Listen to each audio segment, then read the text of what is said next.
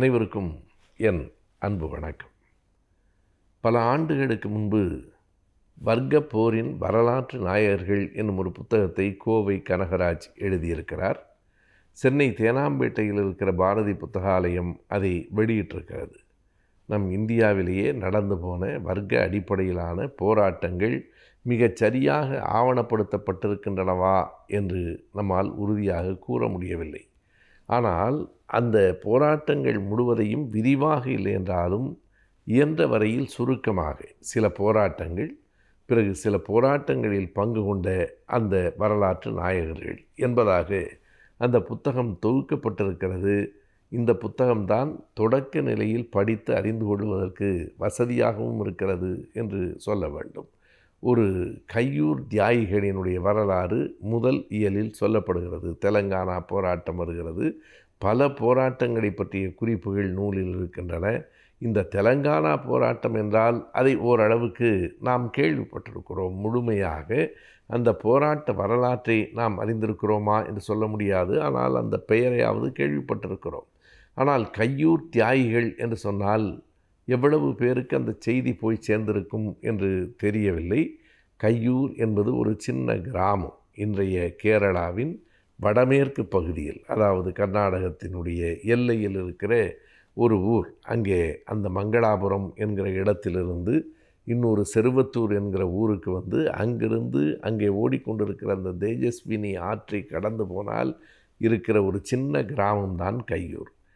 வரலாற்றில் அல்லது வரைபடத்தில் தேடி கண்டுபிடிக்க வேண்டிய அந்த கையூர் என்கிற கிராமம் ஒரு மிகப்பெரிய விவசாயிகளின் போராட்டத்தால் இந்தியா முழுவதும் அறியப்பட்ட ஊராக ஆயிற்று. 1939 41 வரைக்கும் நடைபெற்ற அந்த போராட்டங்கள் பிறகு நீதிமன்றத்தில் வழக்கு தொடுக்கப்பட்டு 43 தீர்ப்பு வந்தது. அந்த போராட்டம் எப்படி தொடங்குகிறது?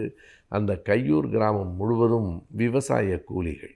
2 மிகப்பெரிய நிலப்பண்ணையார்கள். ஒருவர் நம்பூதிரி பார்ப்பனர், இன்னொருவர் நம்பியார். அந்த 2 பேரிடத்திலே தான் அந்த ஊர் முழுவதும் இருக்கிற வயல்வெளிகள் இருக்கின்றன. அங்கே இருக்கிற மக்களெல்லாம் விவசாய கூலிகளாக இருக்கிறார்கள். அவர்களுக்குள் ஒரு சங்கம் ஏற்படுத்தப்பட்டு அந்த சங்கத்திற்கு சிறுகுட்டன் என்பவர் செயலாளராகி, அங்கே இருக்கிற அப்பு என்கிற ஓர் இளைஞர் அதற்கு தலைவராகி அந்த சங்கத்தை நிறுவுகிறார்கள். அந்த சங்கத்திற்கு பல இளைஞர்கள் வந்து சேர்கின்றனர். அவர்களுக்கெல்லாம் இந்த சிந்தனையை விதைத்தவர் யார் என்றால் அங்கே இருந்த ஒரு பள்ளிக்கூடத்தினுடைய ஆசிரியர். அவரிடத்தில் இருந்துதான் இந்த கருத்துக்களை பெற்று போராட்ட உணர்வு பெற்று விவசாய கூலிகளின் சங்கம் என்று ஒன்று நிர்மாணிக்கப்படுகிறது. அப்புவின் வீடு தான் அலுவலகம், சிறுகூட்டல் தான் செயலாளர். பிறகு வந்து சேர்கிற மிக வலிமையானவர்கள் யார் என்று பார்த்தால் அபுபக்கர் என்று ஒருவர், குஞ்சாம்பு என்று இன்னொருவர். இந்த 4 பேருமாக சேர்ந்து அந்த சங்கத்தை கட்டமைக்கிறார்கள்.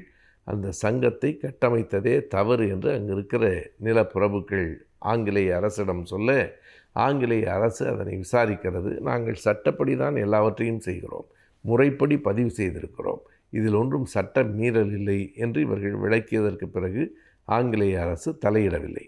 ஆனாலும் அவர்கள் தொடர்ந்து பேரணிகளை நடத்தி கொண்டிருக்கிறார்கள். மக்களிடம் தங்களுக்கான கோரிக்கைகளை கொண்டு செல்கிறார்கள். அத்தனை பேரும் சேர்ந்து போராட வேண்டும் என்கிற உணர்வை உருவாக்குகிறார்கள். இதை அங்கே இருக்கிற பண்ணையார்களால் பொறுத்து கொள்ள முடியவில்லை. பண்ணையார்களுக்கு பாதுகாப்புக்கு என்று காவலர்கள் நியமிக்கப்பட்டிருக்கிறார்கள். அதில் சுப்பையன் என்ற ஒரு காவலர்.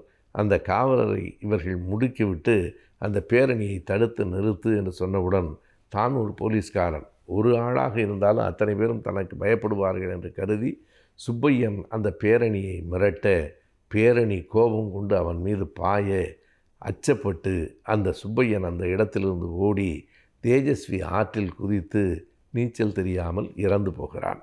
அடடா, ஆங்கிலேயர்களினுடைய காவல்துறையில் ஒருவரை கொன்றுவிட்டான் என்று சொல்லி அந்த ஊரின் மீது மிக கடுமையான ஒடுக்குமுறை கட்டவிழ்த்து விடப்படுகிறது.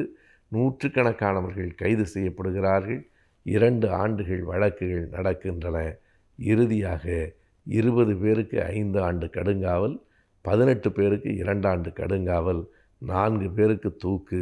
அந்த 4 பேர் சிறுகுட்டன், குஞ்சாம்பு, அபுபக்கர், அப்பு, இந்த 4 பேரும் 1943 ஆண்டு மார்ச் மாதம் 29ஆம் தேதி தூக்கில் ஏற்றப்பட்ட போது அவர்கள் எழுப்பிய முழக்கம் இன்குலாப் ஜிந்தாபாத் என்பது. தூக்கு கயிற்றை கண்டு சற்றும் அஞ்சாத மாவீரர்களாக தூக்கு மேடை ஏறிய அவர்கள்தான் கையூர் தியாகிகள்.